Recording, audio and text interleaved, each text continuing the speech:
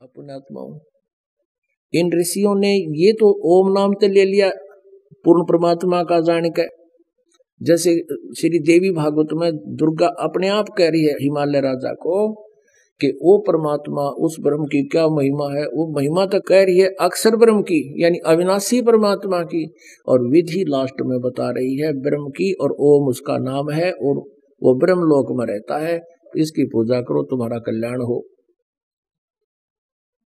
अब यहां बिगड़गी बात सारी। इन सभी ऋषियों ने वेदों में ओम नाम को पूर्ण परमात्मा का मान लिया, और ये है ब्रह्म का। गीता जी अध्याय नंबर 15 के श्लोक 16 और 17 में 3 पुरुष 3 परमात्मा कहे हैं। एक सरपुरुष, ये तो सरब्रह्म कहो चाहे सरपुरुष कहो, ये ज्योति निरंजन काल है।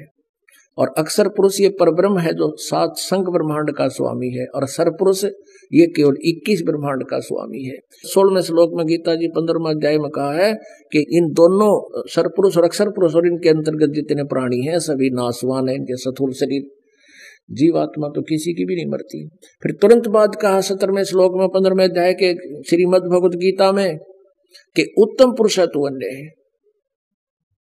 वो परमात्मा तो कोई श्रेष्ठ भगवान तक कोई और है जिसको परमात्मा कहा जा सकता है, जो वास्तव भगवान कहलाता है, और वही तीनों लोकों प्रवेश करके सबका धारण पोषण करता है। तो इनके बुद्धि में आया नहीं कि इसमें स्पष्ट लिखा है, यजुर्वेद अध्याय नंबर 40 के श्लोक नंबर 10 से लेकर 13 तक स्पष्ट किया हुआ है कि कोई तो परमात्मा को संभवात्मा ने जन्म लेने वाला, कोई असंभवात जो उत्पन्न नहीं होता वो कभी भी निराकार बताते हैं। तो ये जानकारी तत्वदर्शी संत बताओगा, उससे सुनो। तो ये कौन सी इनकी आंख में चिकी थी, ये नहीं समझ में आई कि वेदों से अलग भी कोई और ज्ञान है जिसको वेद नहीं बता पा रहे, तत्वदर्शी संत भी बताएगा। तो इन्होंने अपने आप निष्कर्ष निकाल लिया, और जिससे आज तक डड़े ढो रहे और ढुआ रहे हैं, हमारे से ढुलवा रहे हैं। इसी आधार से ऋषियों ने डले डोए, तप करे, हठ योग करे, आकाशवाणी परमात्मा की जान के थी वा काल की, और वेदों से ओम नाम, उससे सिद्धियां आ गई। और जब वो साधना कर रहे थे तो किसी को तो इस काल ने ब्रह्मा जी के रूप में दर्शन दे दिया। तो जो साधक साधना कर रहा था उसने समाधि दशा में परमात्मा साक्षात हुआ, तो ब्रह्मा जी के रूप में, और बोला कि बोल क्या मांगता है, 1-2 हल्दी की गांठ देती सिद्धि। वो खुश हो गया और वापस समाधि टूट गई। ब्रह्मा जी के पास आया, आप ही परमात्मा हो, आप ही सर्वेश्वर हो, आप सारी सृष्टि के रचनहार हो, और मैंने समाधि दशा में आपके दर्शन पाए हैं। आप अपने आप को छुपाए बैठे हो, सब 20, 30, 50, 100 भक्तों को बता दिया ये खुद भगवान है। अब ब्रह्मा जी कूप कर दोनों फूल का कूपा हो गए, मैं भगवान हूं, क्योंकि ऋषि ने कह दिया। ऐसे 10-20 ऋषियों को ऐसे काल ने प्रेरित कर दिया। उधर से इस काल ने प्रतीक्षा कर रखी है कि मैं अपने रूप में कभी किसी को दर्शन नहीं दूंगा, और ये चतुर्भुज रूप में ब्रह्मा और विष्णु और शिव जी के रूप में दर्शन देता है। जैसे किसी साधक ने साधना की, हठ योग किया, उसको विष्णु जी के रूप में दर्शन दे दिए, और पूछा बोल क्या मांगता है, 1 हल्दी की गांठ उसने दे दी, 1 सिद्धि उसको दे दी। जैसे अगस्त ऋषि ने सारे जीवन में डले ढोके एक सिद्धि प्राप्त कर ली कि सागर पी लूं सारा, 7 समुद्रों को पी जाऊं, और वो उसने कलाबाजी दिखा के प्रभु पाक का सारा जयकार होगी कि 1 घूंट में अगस्त ऋषि जी ने सारे 7 के 7 समुद्रों को पी लिया। हो गया आंडी पाक गया। फिर क्या हो गया, पी लिया थे, हो गया अमृत पानी के पीणते, थोड़ा पी लेते सारा पी ले। बात यहां बिगड़ी रही। तो ऐसे ही फिर इसने विष्णु रूप में दर्शन दिया इस काल ने, क्योंकि इसने प्रतिज्ञा कर रखी है मैं अपने वास्तविक रूप में कभी किसी के समक्ष नहीं आऊंगा। आपने गीता जी अध्याय नंबर 7 के श्लोक नंबर 24 और 25 में स्पष्ट पढ़ा। फिर देख लीजिए बच्चों, ये एक किस्म का लेक्चर है, और आप स्टूडेंट हैं, आध्यात्मिक विद्यार्थी हो, और दास एक आध्यात्मिक टीचर है। आपको सारा सिलेबस उंगलियां पर हटवा दूंगा, कुछ दिनों में देख लेना। ये वही श्रीमद् भगवत गीता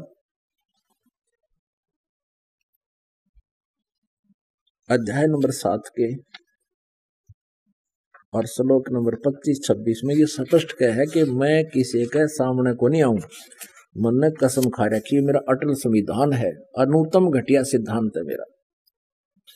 7वां अध्याय श्रीमद् भगवत गीता, और यहां देखिएगा 24वें श्लोक में अव्यक्त व्यक्तिम आपनम मन्यते माम अबुधे, ये बेबुद्धि के यानी बुद्धिहीन प्राणी मुझ अव्यक्तम को व्यक्ति मानते हैं, कृष्ण मानते हैं, कृष्ण रूप में आया मानते हैं। परम भावम अजानत मम अवयम अनुतमम, ये लिखा है बुद्धिहीन पुरुष मेरे अनुतम माने घटिया, अविनाशी माने अटल इस परम भाव को न जानते हुए अव्यक्तम, अव्यक्त माने जैसे सूर्य के सामने बादल छा जाते हैं उसमें वो छुप जाता है, अव्यक्त हो जाता है, लेकिन वहां साकार रूप में विद्यमान होता है। इन्होंने ये गलत किया है। मन इंद्रियों से परे मुझ सच्चिदानंद परमात्मा मां को मनुष्य की भांति जन्म कर व्यक्ति भाव को प्राप्त हुआ मानते हैं। ये काल बोल रहा है और अभी तक अनुवाद करता इन्होंने सोचा करते कृष्ण कह रहा है कि मैं मनुष्य को ना, कृष्ण जी तक खड़े थे मनुष्य रूप में। ये बुद्धिहीन मेरे अनुतम यानी घटिया अविनाशी माने अटल परम भाव को नियम को नहीं जानते कि मैं कभी किसी के सामने नहीं आता। मुझ अव्यक्तम माम व्यक्तिम आपनम मन्यते, मुझ अव्यक्त को, मुझ छुपे हुए को मैं कभी किसी के सामने नहीं आता। मुझे व्यक्ति भाव में यानी मनुष्य रूप में कृष्ण रूप में प्राप्त हुआ मानते हैं। आई एम नॉट कृष्ण, वो तो कृष्ण में बोल रहे थे, श्री कृष्ण में बोल रहे थे। अब 25 में स्पष्ट होगी ये कहानी, देखिएगा 7 में जाएगी। अपनी योग माया से छिपा हुआ मैं सबके प्रत्यक्ष नहीं होता।